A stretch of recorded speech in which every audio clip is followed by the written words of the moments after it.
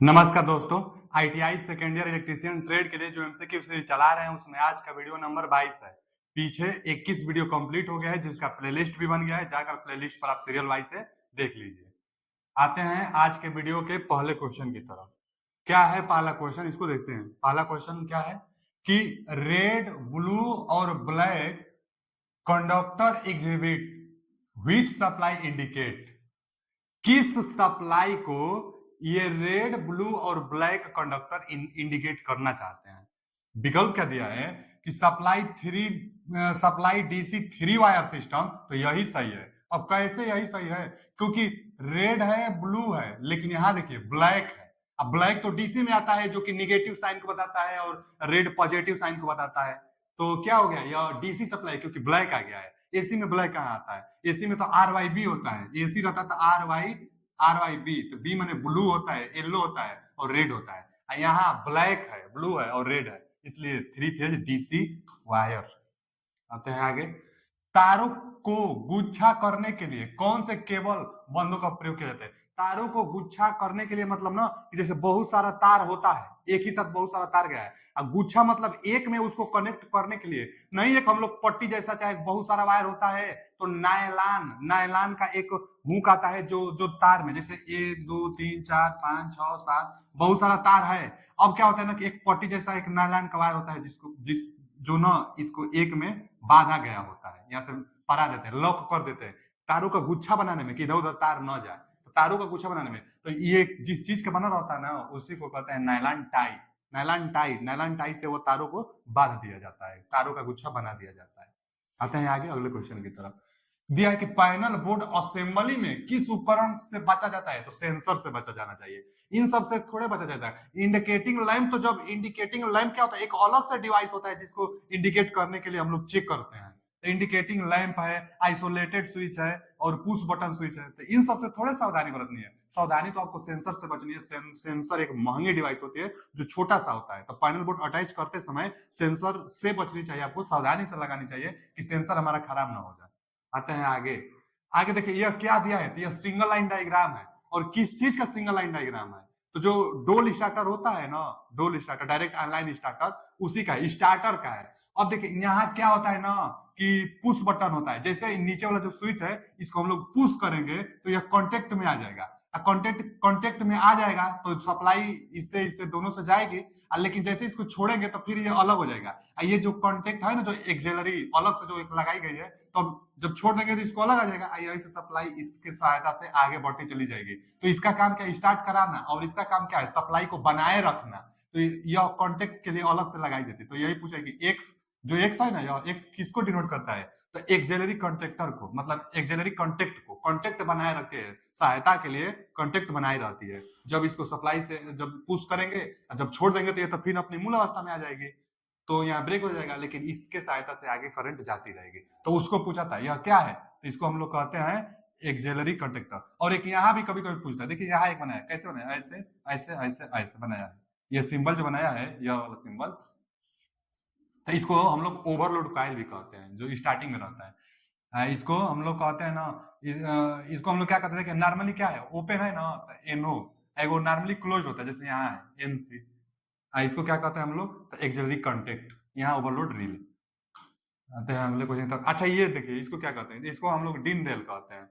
डिन रेल क्या होता है ना कि पहले इसको दीवार में फिट किया जाता है, लेकिन यहाँ पर ये होल दिया है, इसको हम लोग आवश्यकता अनुसार 1 2 3 4 अपने आवश्यकता अनुसार ड्रिल कर लेंगे, दीवार में फिक्स हो जाएगा। इसी में ना एमसीबी पैनल जो भी होता है इसको फिक्स किया जाता है। जैसे यह पैनल बोर्ड भी लगा है ना, तो यह पैनल बोर्ड के पीछे भी एक ऐसा ही जो डिन रेल है उसको दीवार में अटैच किया गया है, उसको ड्रिल करके उसके बाद इसको लॉकिंग किया गया है। तो पैनल वैनल जो भी कंडक्टर होते हैं ना इसी पर फिट किए जाते हैं। तो इसका नाम क्या है पहले तो इसका नाम पूछा था, तो डीन रेल नाम है इसका।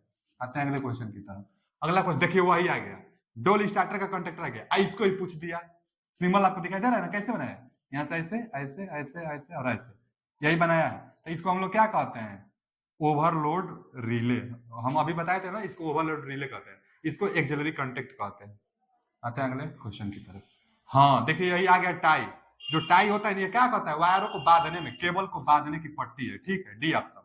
केबल को बांधने की पट्टी, बहुत सारा केबल होता है उसको बांध कर, ये जो है ना ये लाकर, इसी लाकर से इस होल में लगाकर लॉक कर देते हैं, लॉकर से लगाकर होल में लॉक कर देते हैं। तो टायर को बांधने में, केबल को बाइंडिंग करने में, केबल को बांधने में इसका प्रयोग किया जाता है। आगे इसको क्या कहते हैं, इसको ग्रोमेट कहते हैं। ग्रोमेट क्या, देखिए इमेज लिया है, यही इमेज नहीं, ऐसा होता है, ऐसा होता है, बहुत प्रकार का होता है। रबड़ का भी ये होता है।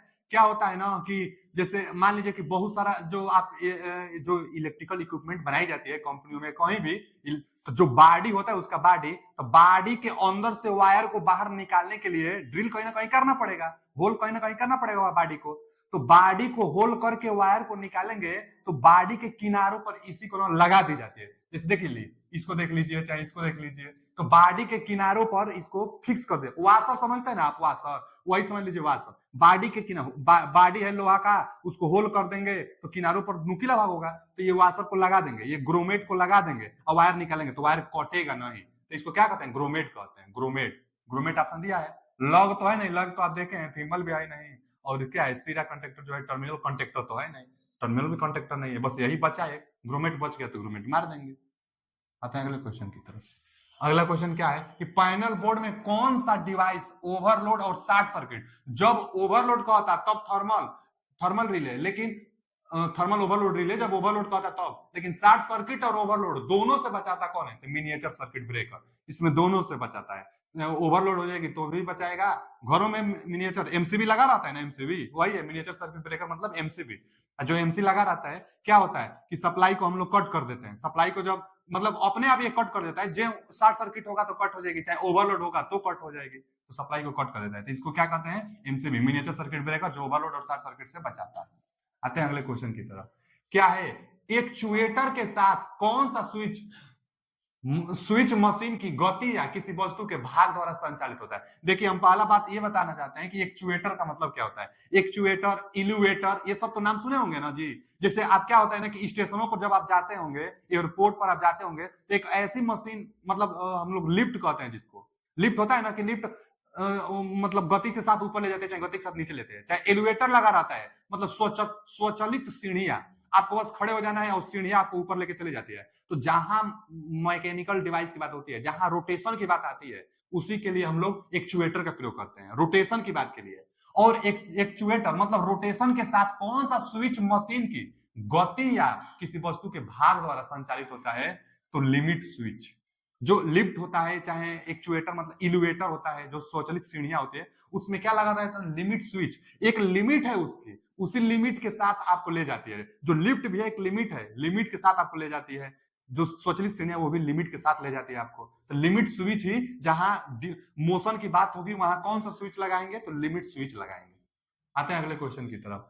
ऑफ लोड की स्थिति में, ऑफ लोड का मतलब नो लोड की स्थिति में किसका प्रयोग किया जाता है, कौन सा संचालित होता है। नो लोड की स्थिति में आइसोलेटर संचालित होता है, ये तो सबको पता है। और लोड की स्थिति में सर्किट ब्रेकर। तो यहाँ नो लोड पूछा है, ऑफ लोड पूछा है, तो ऑफ लोड के में आइसोलेटिंग स्विच, नो लोड के केस में आइसोलेटिंग स्विच। आते हैं अगले क्वेश्चन की तरफ। अगला क्वेश्चन क्या है, पैनल बोर्ड में दो अलग अलग अर्थिंग प्रदान करने का क्या कारण है। अच्छा आप ही बताइए, अर्थिंग ज्यादा माने दो दो अर्थिंग करने का क्या कारण है। यही ना हुआ कि एक अर्थिंग अगर फेल हो गया तो एक अर्थिंग हमारा काम करेगा ना, इसके अलावा तो कोई और लाभ है नहीं। एक दो दो अर्थिंग का क्या लाभ है कि एक अर्थिंग फेल हो जाएगा तो एक अर्थिंग तो काम करेगा हमारा। तो वही बात है यहाँ पर कि ensure one earthing in case of other failure, माने अदर अगर अर्थिंग फेलियर हो जाती है तो एक अर्थिंग इंश्योर करेगी। अच्छा और विकल्प देख लीजिए कि बोर्ड में वोल्टेज ड्रॉप को कम करेगा, तो अर्थिंग कहां वोल्टेज ड्रॉप को कम करता है जी। आगे दिया है कि पैनल में स्ट्रेच क्षेत्र को, स्ट्रेच क्षेत्र पर भी कोई प्रभाव नहीं पड़ता, धातु के बॉक्स में कोई प्रभाव नहीं। बस यही एक हो गया कि दो दो अर्थिंग करने से यही फायदा हुआ कि एक विफल हो जाएगा तो जो दूसरा वाला है वो काम करेगा हमारा, इसलिए दो दो अर्थिंग कर दी जाती है। आते हैं अगले क्वेश्चन की तरफ। अगला क्वेश्चन क्या है, किस सर्किट में लिमिट स्विच, वही दादा लिमिट स्विच तो हम अभी बताए थे ना, किस सर्किट में लिमिट स्विच का उपयोग किया जाता है, तो लिफ्ट आ गया, तो लिफ्ट में, लिफ्ट सर्किट भाई, चाहे इलिवेटर जो होता था जहां गति की बात आएगी उसमें लिमिट स्विच लगाएंगे। नेक्स्ट क्वेश्चन, एक संयोजक में नियंत्रण सर्किट वोल्टेज और बिजली का चयन कैसे किया जाता है। देखिए संयोजक मतलब क्या होता है, कंडक्टर।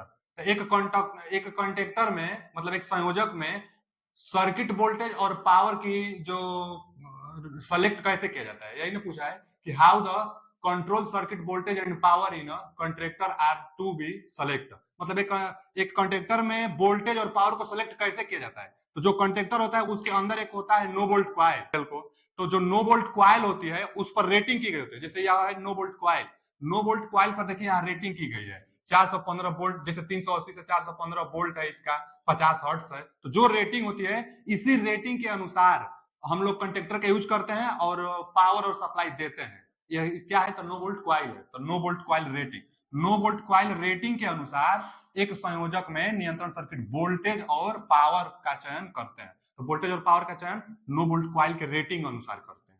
आते हैं अगले क्वेश्चन की तरफ, क्या है फिर आगे ना कि कंट्रेक्टर चयन संयोजक, तो कंट्रेक्टर का चयन करने के लिए मापदंड, अभी तो वही तो क्वेश्चन था, कंट्रेक्टर का चयन करने के लिए मापदंड क्या है, वोल्टेज एंड पावर उसकी नो वोल्ट क्वाइल के रेटिंग की।